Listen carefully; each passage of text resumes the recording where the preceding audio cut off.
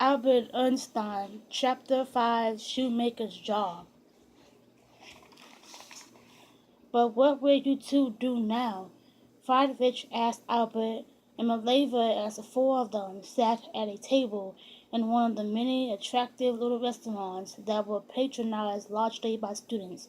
You can't get married without a job, and there's no telling. I'm going to stay right here, Friedrich, Albert said. I think I'll be able to pick up some tutoring work for the summer school.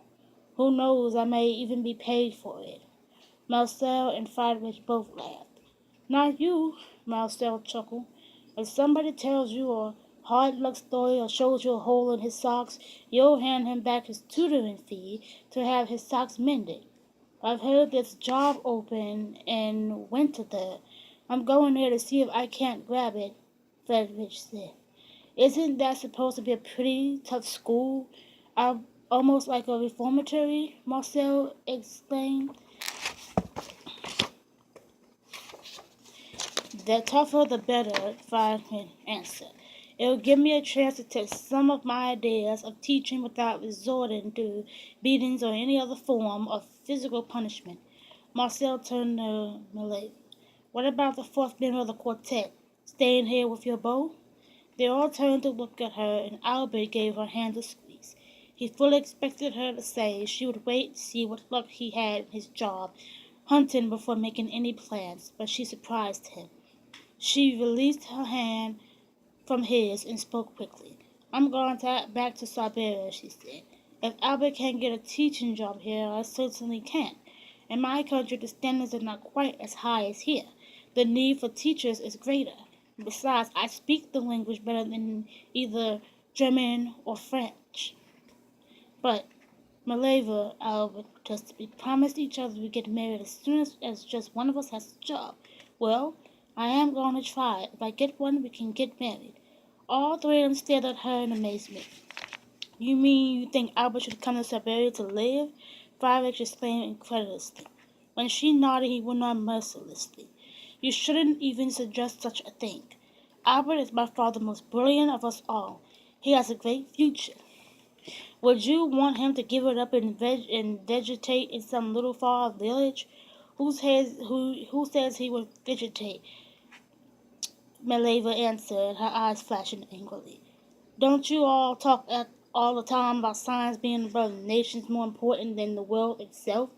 Doesn't matter so much where Albert does his figuring, his endless experiments, his constant reading. But Albert will get a position of importance here soon, Friedrich said.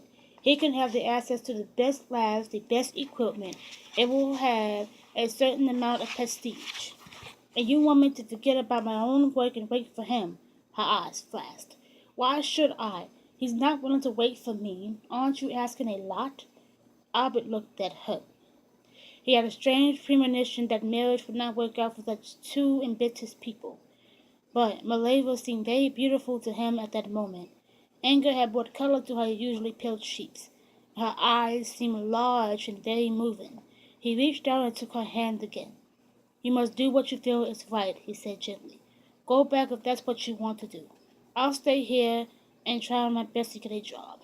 Give me a year, Maleva. That's all I ask. Give me a year to make good. The others were embarrassed. Someone changed the subject, and that was the way the matter rested. 2 weeks later, when Albert had still been unable to find a teaching job, Friedrich came to him one evening. Albert, you know I've been engaged for the next term at the technical school in Winter. It's not quite as bad as Marshall claims. It's not like a reform school, but the boys do all come from poor families who want them to learn a technical skill by which they can earn a living. They're not likely to be interested in abstract science, but what I thought was this. If it would keep my labor here, you could take my job at Winterthur for one semester, just as a temporary thing until something better comes along for you. Albert was deeply moved. Friedrich, I don't know what to say. No one has ever offered to do something so wonderful, but I'll accept your offer. With all the gratitude in the world, someday perhaps I'll be able to repay you. Do you think they will accept me as a substitute in Winterthur? Accept you? When your credits are so much greater than mine? They'll jump at the chance. He was right.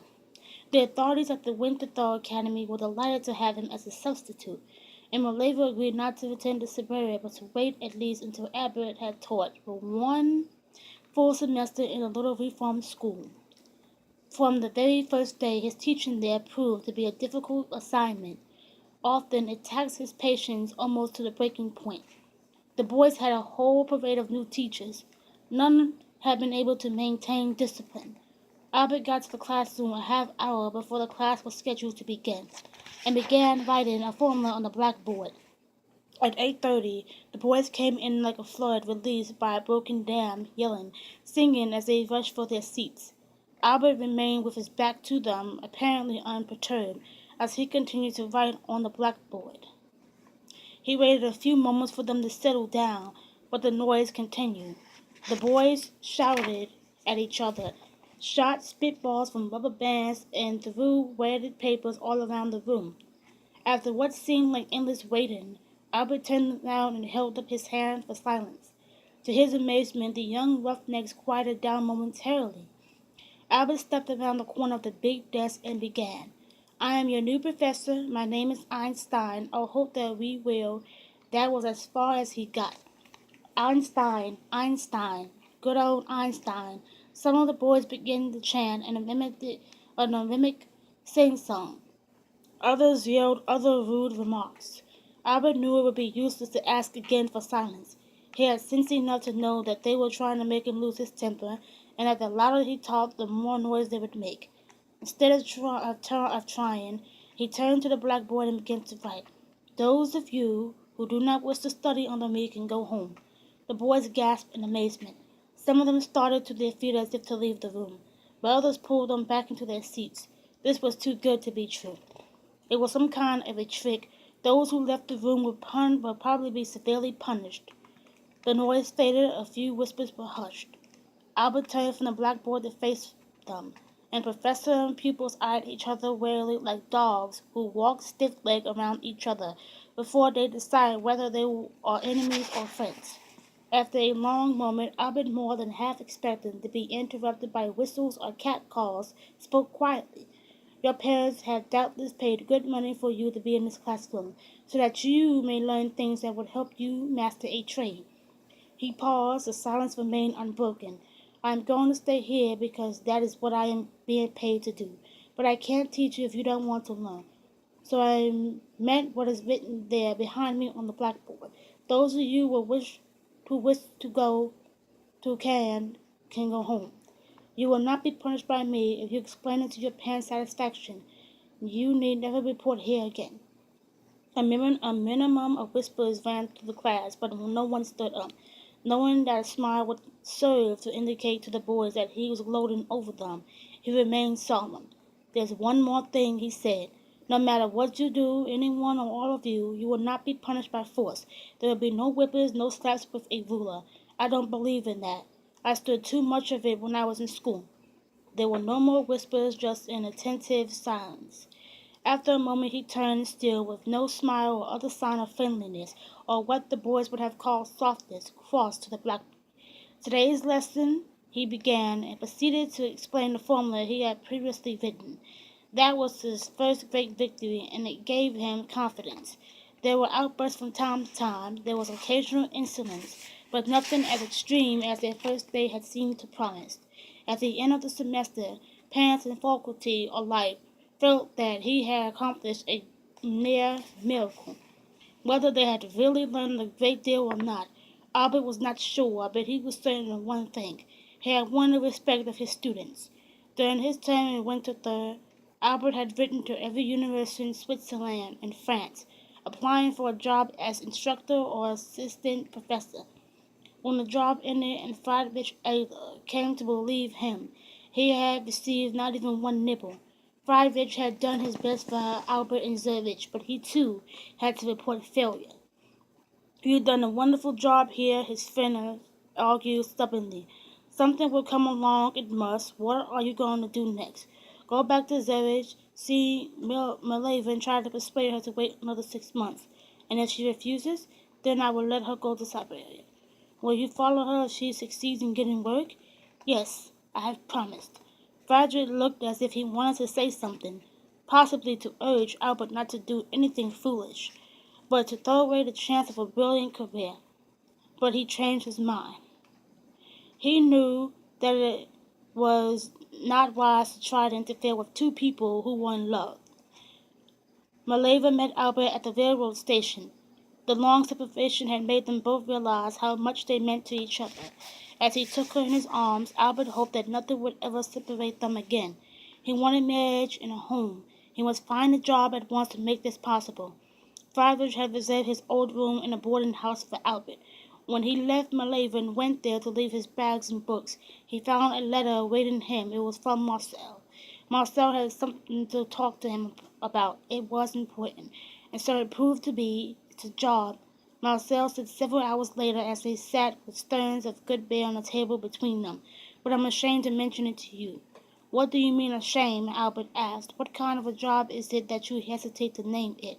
I told you I must find a job, any kind of job at once I want to get married. But this is just a shoemaker's job. But that's fine. Albert had often heard the expression. It had been a favorite of his father's. A shoemaker's job was a bread and butter job, one that had no prestige, brought no glory, but paid enough to cover living expenses. That's the very thing I want, Marcel. Tell me what it is. Well, some members of my family are connected with the Swiss government. I asked my uncle if he could help me find something for a friend of mine. I didn't tell him it was for Einstein, who graduated from the University with top honors. I didn't want anyone to know that you haven't got the kind of position you should have. Please, Marcel, out with it. Everyone pats me on the back and tells me I'm the greatest mathematician since Newton. That's not actually Copernicus, but nobody will give me a job. Now, you actually have one for me, and I can't get you to tell me what it is. It's in a patent office in Bonn. It's checking inventions that people send in with their applications for patents. We have to see that there's no conflict, that no one else has patented the same idea already, that's all. It's wonderful. It's just what I've been hoping for. When can I start? Right away, just as soon as I'll be married a week from Saturday. And Friedrich can come from winter to be best man and still come get back for classes on Monday. We will give the bride away, Marcel. You're wonderful. I hope we're not making a mistake, Marcel said. Don't be so gloomy, Albert told him. Of course we're not making a mistake. Let's go tell Malvina.